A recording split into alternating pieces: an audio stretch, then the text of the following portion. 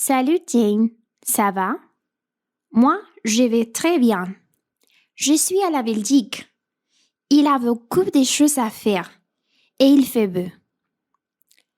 La Belgique, en forme longue, les royaumes de Belgique, est une pays d'Europe de l'Ouest bordé par la France, les Pays-Bas, l'Allemagne, le Luxembourg et la mer du Nord. Politiquement, il s'agit d'une monarchie constitutionnelle fédérale à régime parlementaire.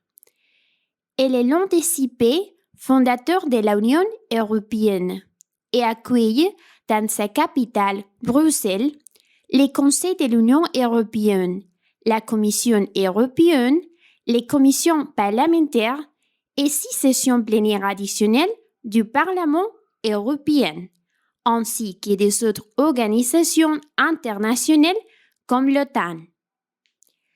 Les régions administratives de Belgique sont d'entités fédérées comprenant la région de Bruxelles-Capitale au centre.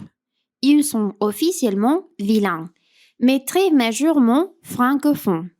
La région flamande, nord-de-fond, au nord, et la région wallonne, francophone, au sud. C'est dans les de la région wallonne qui réside la communauté germaphone, dans le canton du pays et Malmedy, frontalière avec l'Allemagne. La diversité linguistique de la Belgique et son conflit politique connexe sont reflétés dans son histoire politique et dans son système de gouvernement complexe. Les villes de Bruxelles, Liège, Namur, Charleroi, Mons, de même que l'Union des villes et communes de Wallonie, font part de l'Association internationale des maires francophones. De plus, la région de Wallonie est membre de l'Association internationale des régions francophones. La vie culturelle belge, concernant essentiellement le théâtre et la littérature, a eu tendance à se développer dans chaque communauté. Les éléments intercommunautaires sont moins nombreux, en partie à cause de l'absence d'universités bilingues, à part l'Académie royale, des médias communs, ni d'organisations culturelles à part l'Opéra royal de la Monnaie. Ces éléments précisés, la Belgique en tant qu'était culturellement connue pour son art raffiné et son architecture. Il y a lieu de remarquer que l'Internet est aussi un élément de fracture communautaire dans la mesure où les deux communautés ne participent pratiquement à aucune communication en ligne comment que ce soit sur les plans culturels, scientifiques, techniques ou même les loisirs. Les francophones fréquentent plutôt les cercles français et les leurs d'enfants s'organisent entre eux. La cuisine belge est variée et connaît des variations régionales significatives. Elle est aussi influencée par les cuisines traditionnelles des pays voisins proches qui sont l'Allemagne, la France et les Pays-Bas. Hors du pays, la Belgique est principalement connue pour les chocolats, les gaufres de Bruxelles et de Liège, les frites et la bière. Bruxelles, c'est une grande et extraordinaire ville. Je suis aujourd'hui devant le Mieux. C'est un endroit très touristique à Bruxelles. À l'intérieur, c'est un musée. Chaque boule représente une piste. On accède aux premières par un ascenseur, puis on continue la visite par escalateur. Depuis les différentes boules, on peut admirer des Hauts-Bruxelles. Pendant que j'entendais, je suis allée faire une promenade dans les parcs du Cinquantenaire. En 1880, le roi Leopold, il a fait construire ces parcs pour l'exposition internationale, traduisant la célébration de l'indépendance de la Belgique. Actuellement, dans les bâtiments font l'art. Vous pouvez visiter plusieurs musées importants de cette ville. Je ne les ai pas visités, mais j'espère aller les voir très bientôt, car ils ont l'air très intéressants. J'étais au cinéma et j'ai vu un film avec ma actrice préférée, Audrey Hepburn. J'ai visité la maison où l'actrice est née. La vérité est que cette maison ne peut pas être visitée à l'intérieur et visiter la rue contribue rien de spécial. Mais pour ceux qui admirent Audrey Hepburn, peut visiter l'endroit.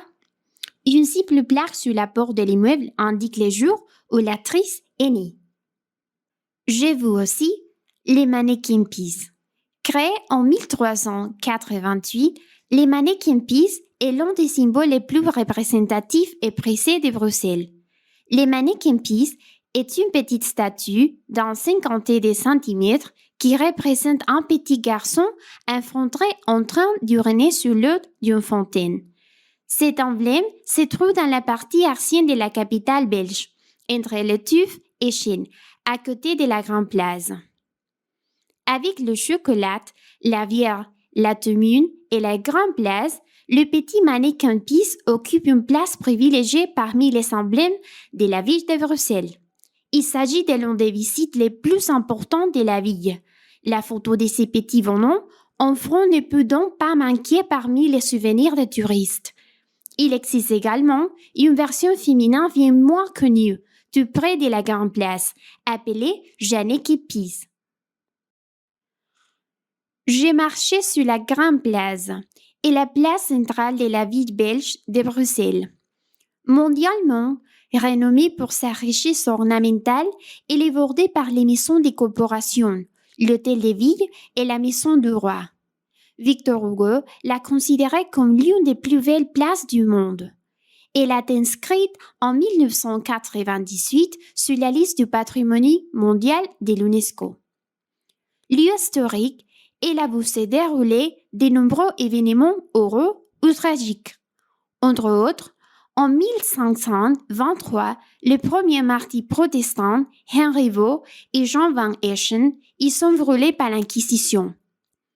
40 ans plus tard, les comtes d'Ermont et de Horn, qui avaient présenté des doléances auprès de Philippe II concernant sa politique au PV, y sont décapités.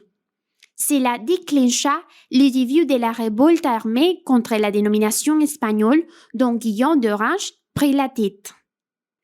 L'histoire de la Belgique est traditionnellement divisée en deux grandes parties.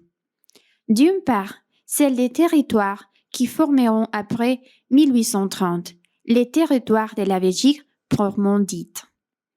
D'autre part, la Belgique d'après 1830 date son indépendance politique et territoriale. En raison des héritages dynastiques, les anciens Pays-Bas, Bourguignons, sont placés sous la souveraineté de la dynastie des Habsbourg du XVe à 800 siècles.